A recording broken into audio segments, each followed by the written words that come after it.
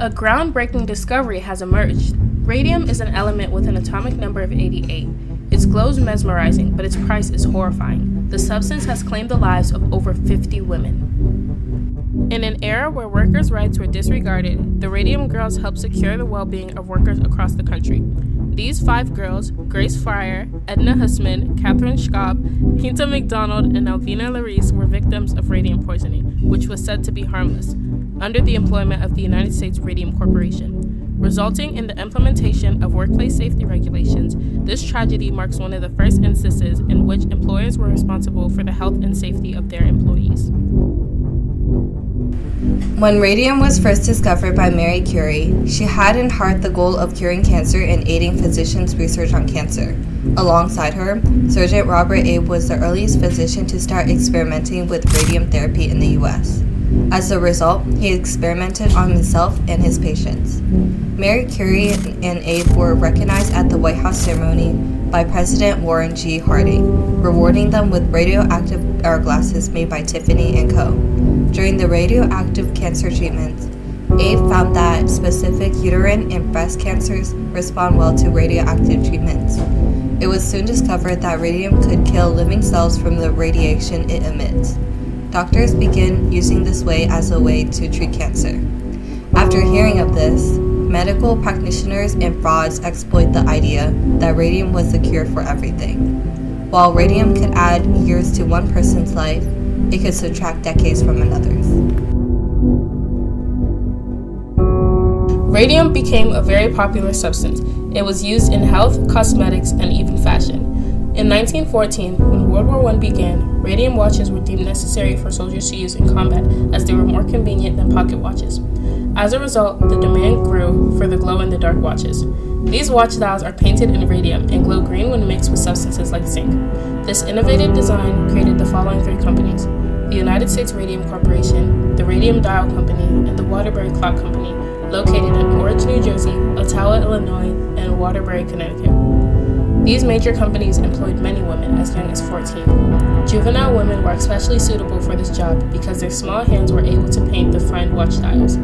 These women were encouraged by their employers to use their lips and tongues to form the camel hair brushes into a sharp point. This was necessary to paint in extremely fine detail, but also means that they are ingesting it constantly.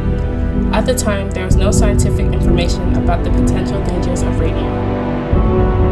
From 1917 to 1935, there were about 10,000 women employed. These women were referred to as the radium or ghost girls because of the radium dust that causes their skin, hair, and clothes to glow. Some girls even painted their teeth with radium to make them brighter. Dial painters were in the top 5% of female earners, averaging $20 a week. This made dial painting a very desired job. The exposure to radium wasn't well understood by the general public at the time. However, the owners and scientists at companies such as the United States Radium Corporation knew that radium was toxic. Although they were careful to avoid exposure to radium by using lead screens, masks, and tongs to handle it, they still encouraged the public to use it, and for workers to come in extremely close contact with it. Starting in 1921, dial painters from Orange, New Jersey began complaining of toothache and loss. They developed severe anemia and suffered from jaw necrosis, a disease also referred to as radium jaw.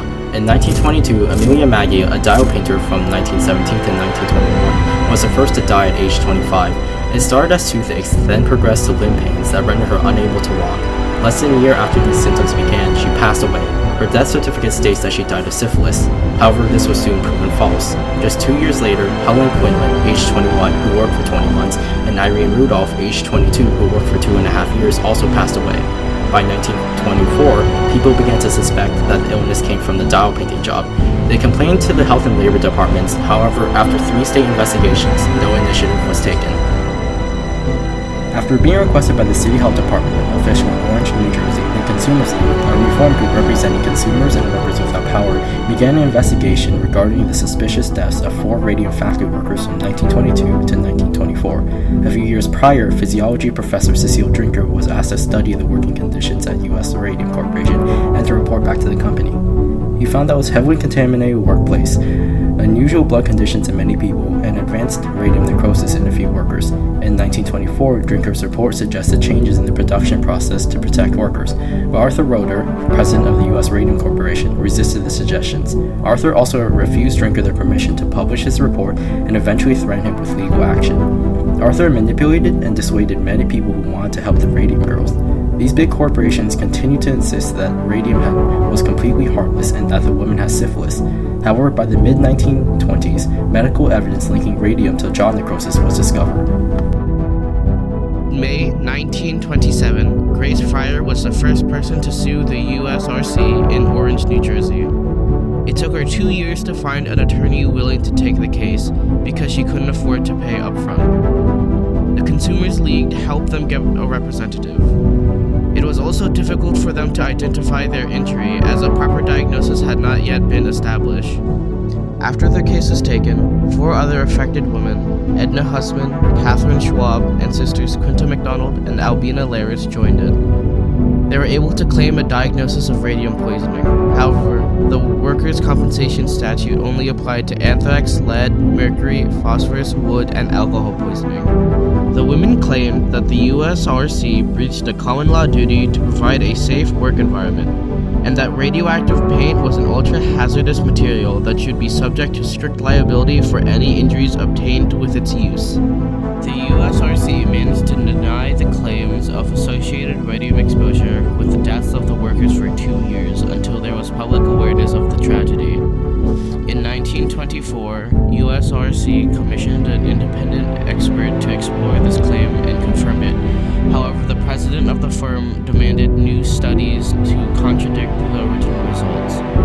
When the Department of Labor began to investigate, the researchers had to lie about the independent report's conclusion. Their attorney, Raymond Barry, hired 30-year-old physicist Elizabeth Hughes, who used an electroscope to measure radioactivity from their breath. She testified that their breaths were all toxic from ingesting radium. As Hughes' testimony gained so much exposure, the USRC agreed on an out-of-court settlement to avoid bad publicity. In some instances, the girls had to delay their hearings as they were too ill to attend. One woman by the name of Catherine Donahue even collapsed in court. The last big hurdle these women faced was the statute of limitations. Under New Jersey's legislation at the time, the statute of limitations was in 2 years of the injury. The woman's only alternative was to petition the Court of Chancery, a court of equity, to avoid the consequences of the expired statute of limitations. The court did not reach the statute of limitations issues, and the USRC settled out of court. In the end, they each settled for $10,000 in damages and $600 per year for the rest of their lives. However, all 5 girls died within the next 5 years. In addition, the USRC would not have to take any legal responsibility. As a result, lip pointing was banned and protective equipment was introduced for all workers. Modern luminescent watches are no longer produced using radium as there are now less hazardous materials at our disposal. As there were no original laws protecting the well-being of workers, this was one of the first instances in the United States where employers were responsible for the health and safety of their employees. By 1935, the use of radium in most consumer products had ended, and the government banned the use of radium by the Nuclear Regulatory Commission. The Radium Girls case established workplace safety regulations and influenced the start of agencies such as the Occupational Safety and Health Administration. Radium has similar effects on the human body to calcium and strontium when inhaled or ingested. It can wreck bone marrow and blood cell production. This is because radium is entered through the bloodstream and high quantities are concentrated in the bone. As it decays, it emits alpha particles, irritating the cells of the bone surface. If radium is ingested with food or water, over 80% is released through feces or urine. However, the remaining percentage travels through the body. It settles and illuminates their bones forever.